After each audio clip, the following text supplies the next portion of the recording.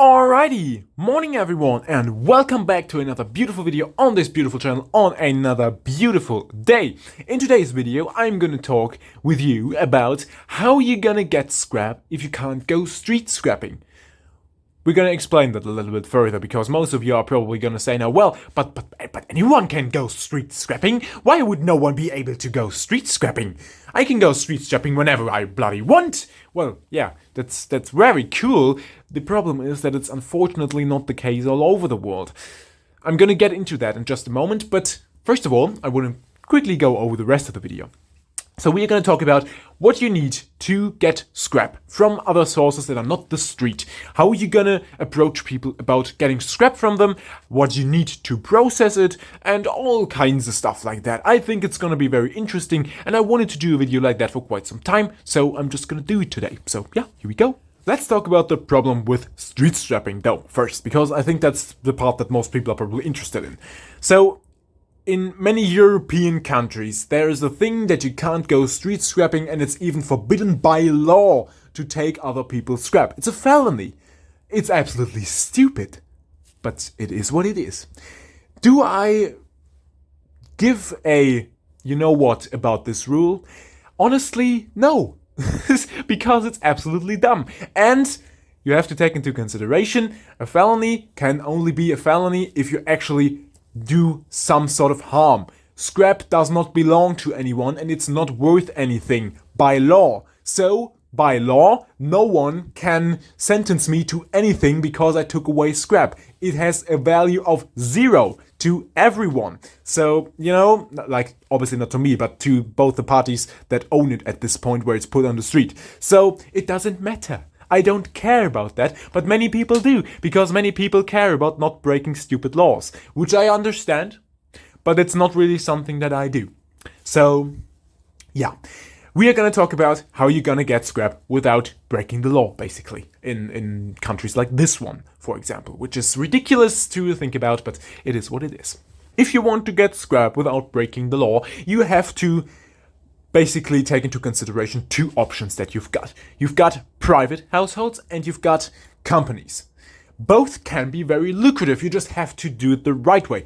Personally, I focus more on companies, but you can make a lot of money going to private households and providing a service for them. What does this service look like? Well, I guess that's pretty easy, picking up scrap. Obvious, right? So yeah, that is definitely something you can do. You can go to all kinds of private households. There's no law that is prohibiting you do that. Knock on the door and ask them, hey, dear people of this household, I probably wouldn't say that because that seems a little cringe, but you can say something like that and just ask them, do you have any electronic scrap, any metals, any whatever that you might want to get rid of? And most people, believe it or not, do. Even I do. Even though I'm a scrapper, I've got a lot of stuff that I would like to just get rid of because I don't want to bring it to the scrapyard. It's extremely annoying, and I would just give it to them, honestly. Because, well, some stuff just isn't worth it to take it in. So how would I go about that? You just buy something that you can transport some scrap. You can either buy a car. Probably most of you already have a car, so take a car, or you can buy a little trolley thingy that you can move around. Basically just something that you can pick up local scrap with. You don't have to travel with it like for 100 miles or something like that, because that wouldn't be worth it anyways. So just something that you can travel around a little bit and collect some scrap. What is also very important is when someone is happy about the fact that you take their scrap, give them your card. You gotta have a little piece of paper with your phone number or your email or whatever on it, and just say to them, hey, if you've got something, just call me and I'll come and pick it up. That's pretty much the best way you can go about this. It's very easy. Most people are gonna be very happy when you're kind to them and just taking away their trash, basically, because they don't value this stuff. And who's to blame them? Because it's, matter of fact, not really worth a whole lot, but you can make a lot of money off of it if you do it the right way. Well, maybe not a lot, but a decent amount, let's call it that. And believe it or not, that is actually the easiest way you can make money with scrap. You wouldn't think so, right? You would think, oh, well, going to companies is way easier. No, private households are most likely so happy that you just come by them and pick up the scrap. And they're going to be even happier if you give them your number where they can just call you if they've got more of it. It's really it's easy. It really is easy. Most people are happy about that, at least in my experience. Obviously, it depends on the neighborhood, but you know what I mean.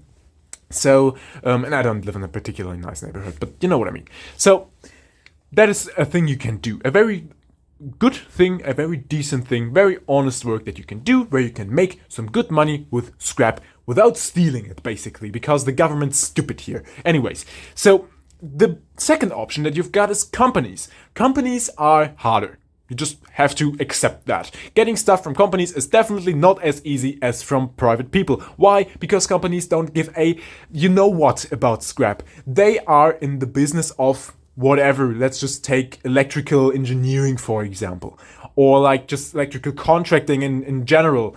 And these people make a crap ton of money from not scrapping stuff, but putting it into households or buildings or the streets or whatever. They make their money with the new stuff, with putting in new stuff where old stuff was or where nothing was before. Anyways, and they don't care about their scrap. That's none of their business, and they, matter of fact, don't really make a lot of money on this stuff anyways. So they want it gone. The problem with that is that they are not really motivated to switch the person that they have to take their scrap away. Most bigger companies have another big company picking up their scrap that is either not going to pay them at all or going to pay them very poorly. Why are they going to pay them very poorly? Well, that's because a bigger company, if you've got a big company with a big truck and the big containers and stuff like that, you have massive overhead costs. And that's why you can't pay people a lot of money for their scrap, which is obvious.